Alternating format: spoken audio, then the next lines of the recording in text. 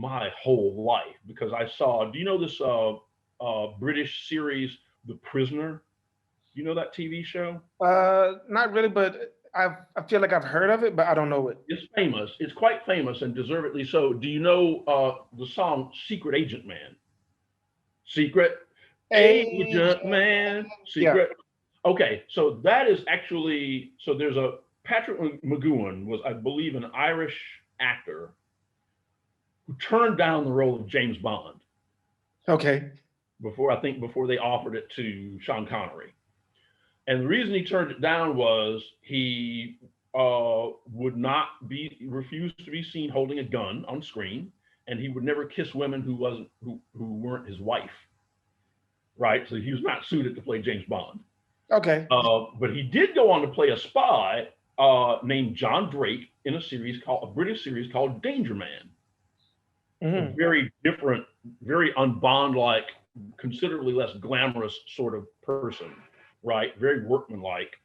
And that series ran for a couple of seasons. And then he struck out on his own and produced what ended up being a 17 episode. A lot of people took it as a sequel to Danger Man, which in the United States was retitled Secret Agent and got a new theme song, Secret Okay. Agent. Okay. And The Prisoner is extraordinarily prescient, right? It's about all these weird surveillance technologies and like literally inserting other people's sensoriums into somebody else's body. It's about stuff that you wouldn't see in science fiction for I think for years or decades after this happened, after this Yeah. aired on PBS in the mid 60s. I see this as like a grade schooler, and it was a complete like it literally warped the way I saw the world. And so Lear does something similar, right? He starts me thinking about the chemical elements. I became obsessed with the periodic table as a very small child. Yeah. Right? I would want to read about. Oh, let's read about like what do you do with titanium, right? You know, Yeah. I was such a weird kid, such a weird kid.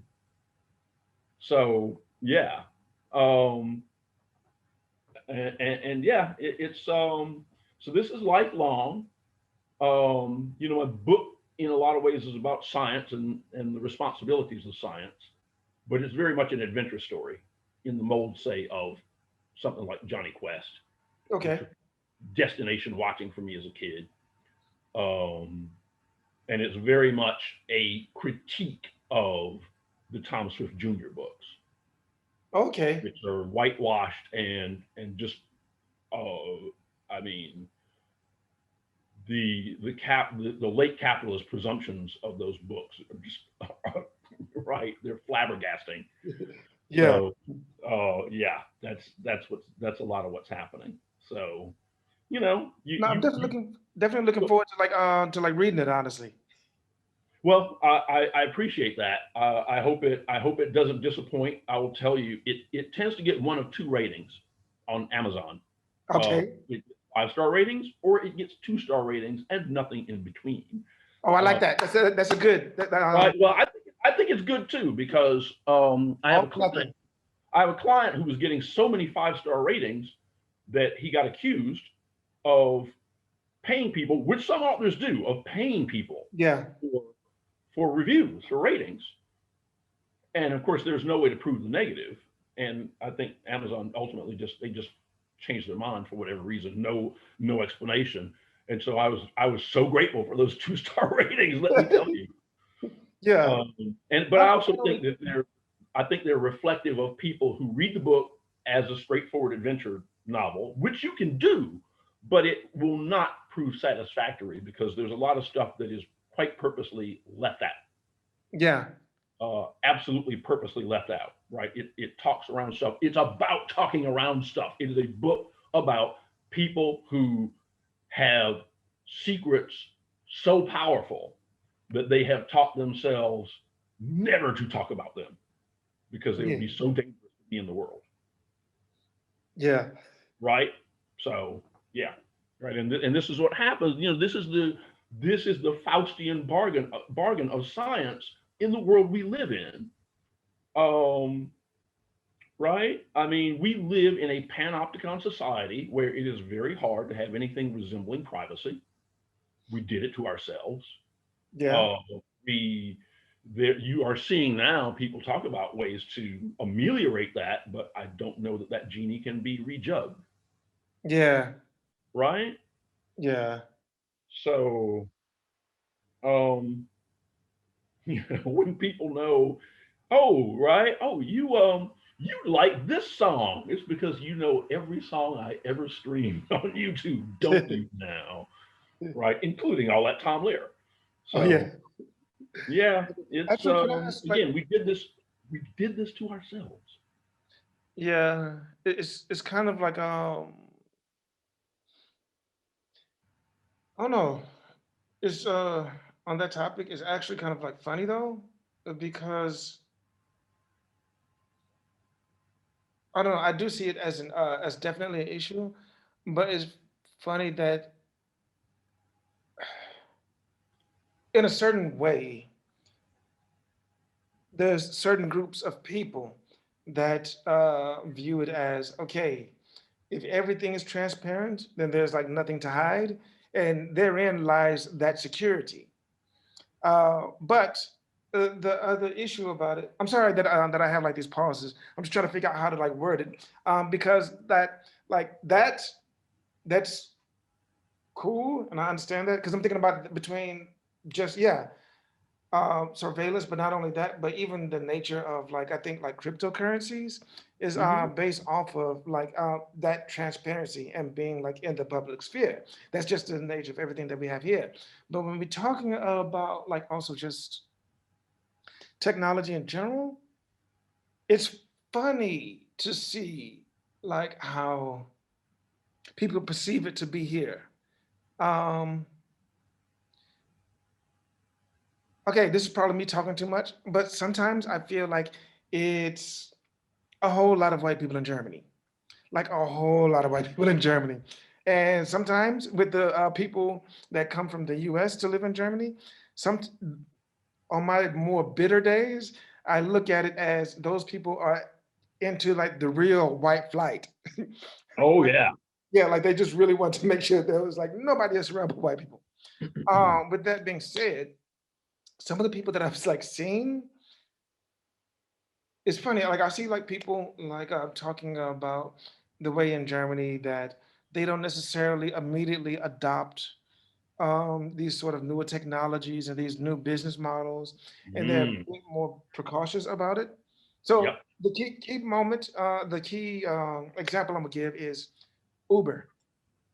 Uh, Mm, there was one guy that was like super excited about like Uber, about Germany, like kind of putting all of these like hurdles in front of like Uber being able to like function here, and they were just like, yeah, like I love the way imagine that. like they were like, I love the way that they don't mess up these like previous businesses, and they try to make a way for all, and they don't just like automatically like adopt it. It was just kind of like, yeah, I don't really care for, but they were like saying all of this, and I'm kind of like, interesting, because when I visit in family in Atlanta, um, actually not even just family, but yeah, pretty much almost anybody black, they're kind of like fuck taxis, so they never want to stop for my ass, no way. Like fuck them. Like I'm glad Uber. Oh, Uber run all the asses out of business. Right? Yeah, and so it's just kind of like the nature of like I don't know. This is just something that I'm really trying to like figure out. Like I do feel like in the nature of like these sort of like cryptocurrencies and like blockchains, I can see Mm, how that could be beneficial. But I think but that when we're dealing with more social matters, it's a bit more precarious because very much in so. order for that to be functional, there's a lot of other healing that has to be done first. There's a lot of Well, other like problems that have to be solved before that's even like engaged with in any facet. Because if you do it before then, it's just gonna accelerate some of like the divide and some of I'm trying to The think of iniquitous inequities, as I like to say. exactly, exactly. You gotta forgive me. Like I've been No, in no, Germany, so my English just gets messed up a lot. no. Of course, you're. I'm sure you're probably thinking in two languages a lot of the time. Is that so? No, it's actually there are certain words that come up, and so when I need like that little like punchline word that I was looking for, Right? it typically ends up being in the predicates for some reason. Uh It's huh. always just one word that I'm always Sure. like missing. No, It's no. Of course, it's a well-known syndrome. I worked with someone who had three languages, who really struggled in English, really struggled in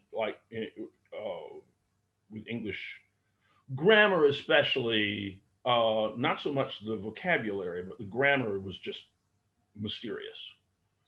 yeah, Um, Now, what you just touched on something. Actually, my mom taught dance for more than half a century, and around the time I turned 50, maybe a little earlier, I actually did some choreography myself. And the second time I did it, both times to Philip Glass music.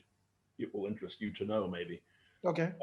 I actually did a piece of choreography called Kranzberg Snow, inspired by the first of the science historian Melvin Kranzberg's so-called Kranzberg's laws. And Kranzberg's first law states technology is neither good nor bad, nor is it neutral. It's Yeah, that nor is it neutral part that tends to confuse people, yeah, right? But what that's saying is cryptocurrency, Airbnb, Lyft, Uber, right?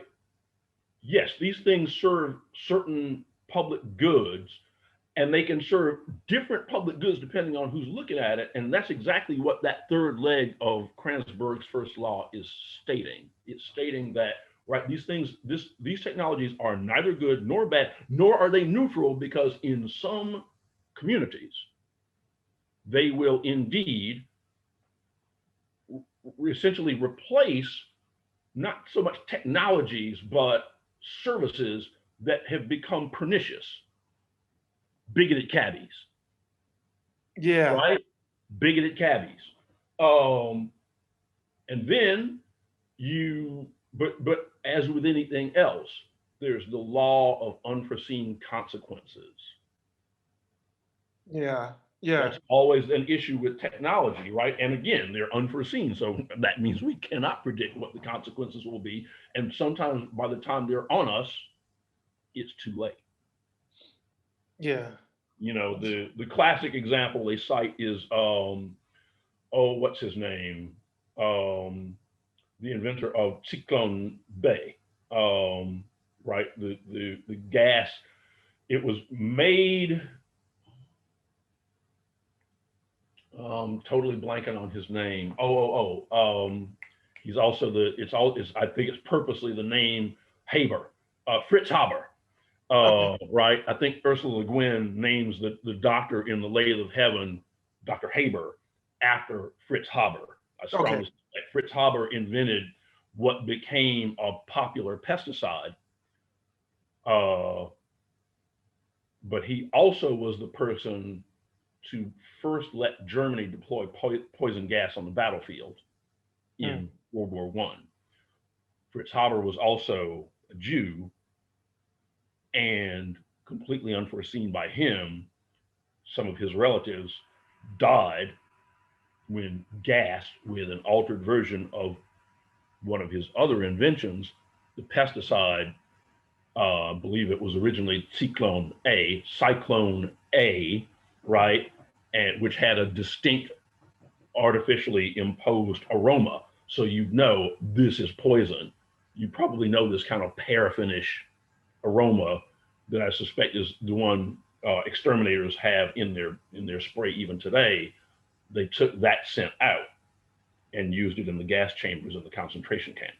That was Ah, Bay, Cyclone B. ah.